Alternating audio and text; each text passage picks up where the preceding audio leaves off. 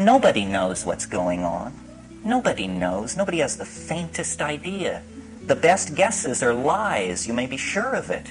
And so to pretend that one human being will lead another out of the dark night of ignorance and into the shining light of truth is ludicrous, absolutely grotesque, a product of this empowering of the human image that has gone on through several thousand years of dominator culture. If you want a teacher, try a waterfall, or a mushroom, or a mountain wilderness, or a storm-pounded seashore. This is where the action is. It's not back in the hive. It's not in the anthill. It's not knocking your head against the floor in front of somebody who claims that because of their lineage and whose feet they washed and whose feet they washed, that you should give credence to them. Knowledge is provisional. And we are yet to approach even the first moment of civilized understanding. The way it is to be done is by trusting yourself, trusting your intuition. Reject authority. Authority is a lie and an abomination. Authority will lead you into ruin. It's not real. And it isn't, don't get the idea that it's this liberal rap about how everybody has a piece of the action. You know, the Jews know something, the Buddhists know something, the Huichol knows something. Nonsense. Rubbish. Nobody knows anything. These are different kinds of shell games that have been worked out by priestly castes of people to keep things under control. Institutions seek to maximize control, control, control. That's what they're into. Did you think they were in the business of enlightening you? Saving your soul? Forget it. Control is what this is all about. And to the degree that we commit ourselves to ideology, we are poisoned. Any ideology. Marxism, Catholicism, objectivism, you name it. Rubbish. All rubbish. What is real is experience. What is real is this moment. And so then what it becomes about is, what are the frontiers of experience? How much of that has been taken away from us by these dominators, by these priesthoods, by these cults, by these philosophical shell games? Well, a lot. That's the whole story of history. Our growing unease, our growing dis-ease, our malaise is all about the fact that we are kept from the wellspring of experience. But we are repressed in all of these areas. And we are particularly repressed in the area that relates to the psychedelic experience.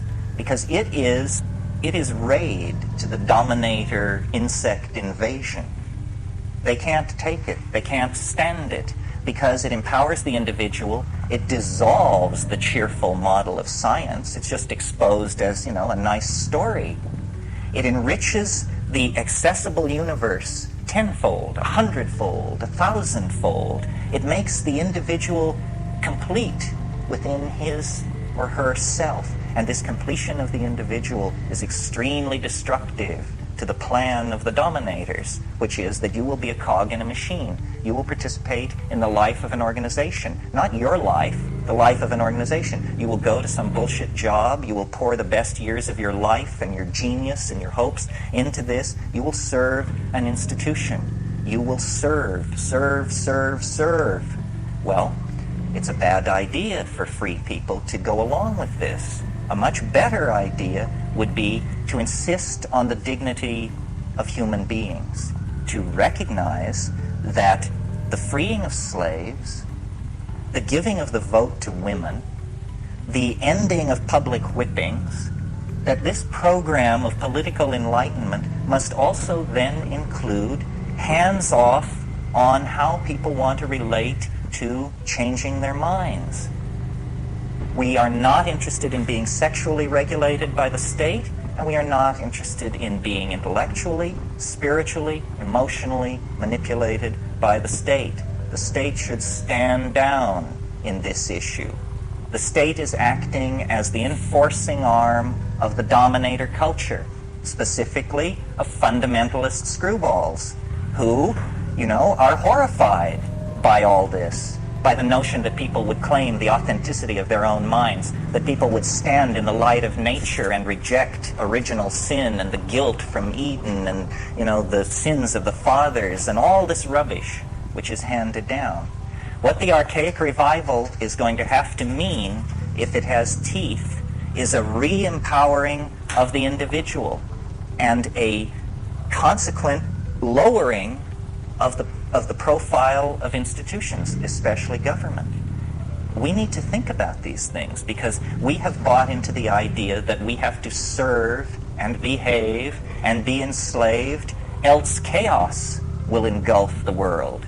We need to carry out our analysis of the situation to the point where we can embrace chaos and see that chaos is the environment in which we all thrive. If we continue as we have, then, we're doomed.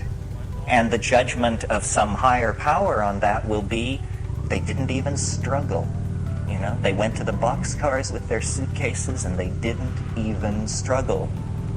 This is too nightmarish to contemplate. We're talking about the fate of a whole planet. Why are people so polite? Why are they so patient? Why are they so forgiving of gangsterism and betrayal?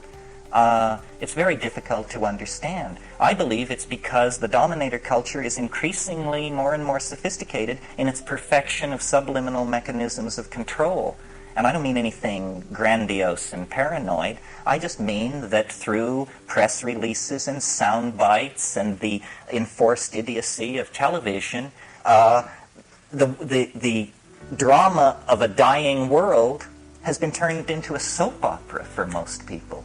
And they don't understand that it's their story and that they will eat it in the final act if somewhere between here and the final act they don't stand up on their hind legs and howl. So this whole effort to bring the psychedelic experience back into prominence is an effort to empower individuals and to get them to see that we are bled of our authenticity by vampirish institutions that will never of their own accord leave us alone. There must be a moment when the machinery and the working of the machinery becomes so odious that people are willing to stride forward and throw sand on the track and force a reevaluation of the situation. And it's not done through organizing. It's not done through vanguard parties or cadres of intellectual elites. It's done through just walking away from all of that. Claiming your identity, claiming your vision, your being, your intuition, and then acting from that without regret, cleanly, without regret.